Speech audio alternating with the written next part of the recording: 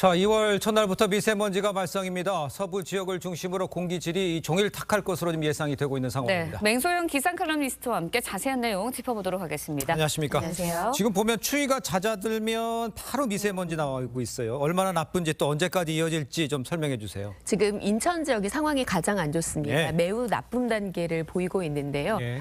이 지역에서는 초미세먼지 주의보가 내려져 있는 상황입니다. 네. 그밖에 전남과 경남, 제주 지역을 제외한 전국 대부분 지역에서 나쁨 단계를 보이고 있는데 특히 경기가 69, 인천이 79, 서울은 72 마이크로그램을 보이고 있는데 보통 일반적으로 사람이 웅크리고 앉아 있을 때 그 공간 안에서 한 36에서 75 정도의 초미세먼지가 있다라고 하면 나쁨 단계라고 하는데요. 앞서 말씀드렸던 수도권 지역 같은 경우에는 단계로는 나쁨이지만 사실 수치가 조금만 올라가더라도 매우 나쁨 수준 정도입니다.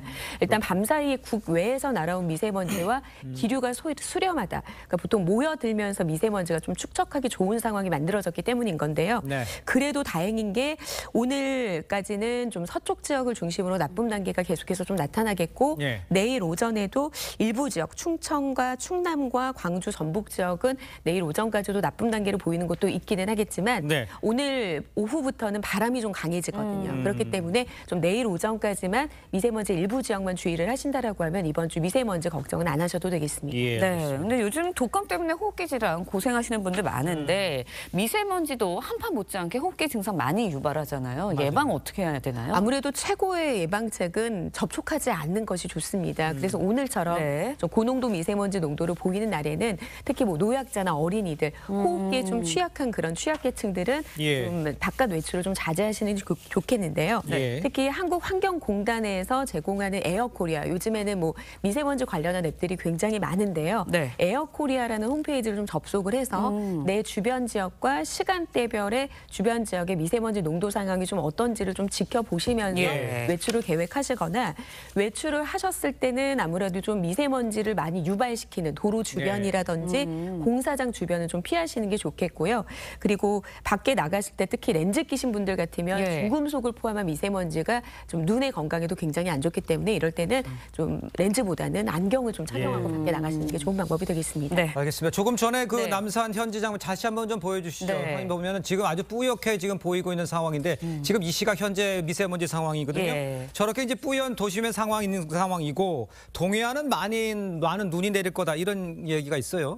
보통 이제 12월부터 1월 달에는 우리나라 서쪽 지역 해안이라든지 제주도 지역에 좀 많이 눈이 내리는데요. 이럴 때는 찬 공기가 서쪽으로 깊게 파고들면서 보통 따뜻한 서해 바다와 찬 공기가 맞닥뜨리면서 만들어지는 해기차의 영향으로 보통은 이제 우리나라 서쪽 지역에 많은 양의 눈이 내리게 됩니다.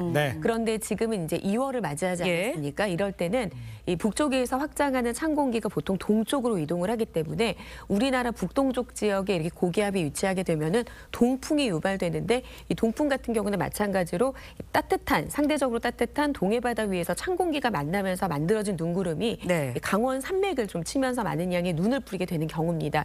특히 동해안 같은 경우는 서해안보다도 훨씬 더 따뜻하기 때문에 바다가 훨씬 더 폭발적인 눈구름을 만들 수가 있는데요. 내일까지 특히 강원 산간 지역, 산을 타고 넘을 때 더 발달한 눈구름의 영향으로 강원 산지와 동해안 지역은 5에서 10cm, 많은 곳은 15cm 이상의 눈이 내릴 것으로 보이고요.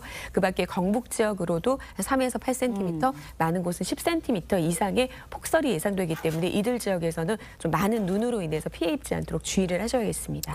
당분간 이제 강수예보가 좀 이어질 것으로 예측이 되고 있는데 올겨울 예년에 비해서 특히 비가 많이 내리는 것 같아요. 맞아요. 맞습니다. 지난 12월 같은 경우에도 많은 양의 눈이 내렸기 때문에 행안부의 경우에는 12월에 평년 이맘때보다의 제설제량이 훨씬 더 많이 소진이 됐다라고 이야기할 정도인데요.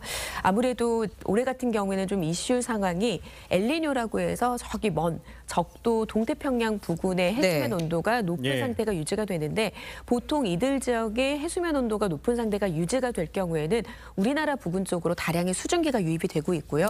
또 다른 이슈는 우리나라 주변의 해수면 온도가 지금 높은 상태가 유지되고 있는데 이렇게 바다가 뜨겁다라고 하면은 바다가 머금을 수 있는 수증기량이 늘어나는데 결국에 그 수증기량은 비를 발달시키고 눈구름을 발달시키는 어떻게 보면은 좀 에너지원이 될 수 있기 때문에 좀 올해 같은 경우에는 기압골이나 저기압이 자주 지나기도 했지만 폭발적으로 이 강수를 좀 만들었다는 특징을 가지고 있습니다. 네. 아직 그 겨울이지만 봄 얘기 잠깐 해보죠. 진해 군항제가 3월 22일 열린다고요. 네. 그러니까 딴 때보다 빨라졌다는 뜻입니까? 또 개화 시기가 빨라져서 그런 겁니까? 왜 그런 겁니까? 보통 이제 2010년부터 2019년까지 벚꽃의 가장 이제 명소라고 하면은 진해 군항제를 좀 볼 수 있는데요. 맞아요.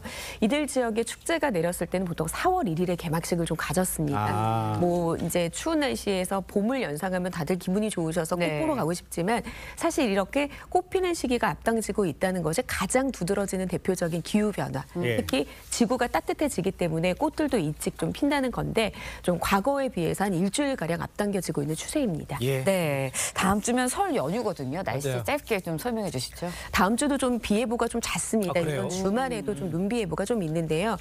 눈 비가 그치고 나면은 좀 기온이 낮아지기 마련이기는 합니다. 예. 다음 주 특히 연휴가 시작되는 목요일부터는 기온이 다시 내림세를 보이면서 현재까지로는 평년보다 살짝 낮은 정도, 한파 정도는 아니기는 한데 워낙 기온이 좀 포근한 탓에 또 떨어지는 기온이 상대적으로 춥게 느껴질 수 있기 때문에 반짝 추위라는 점 좀 감안하시고 대비를 하셔야겠습니다. 알겠습니다. 오늘 말씀 여기까지 듣겠습니다. 고맙습니다. 고맙습니다.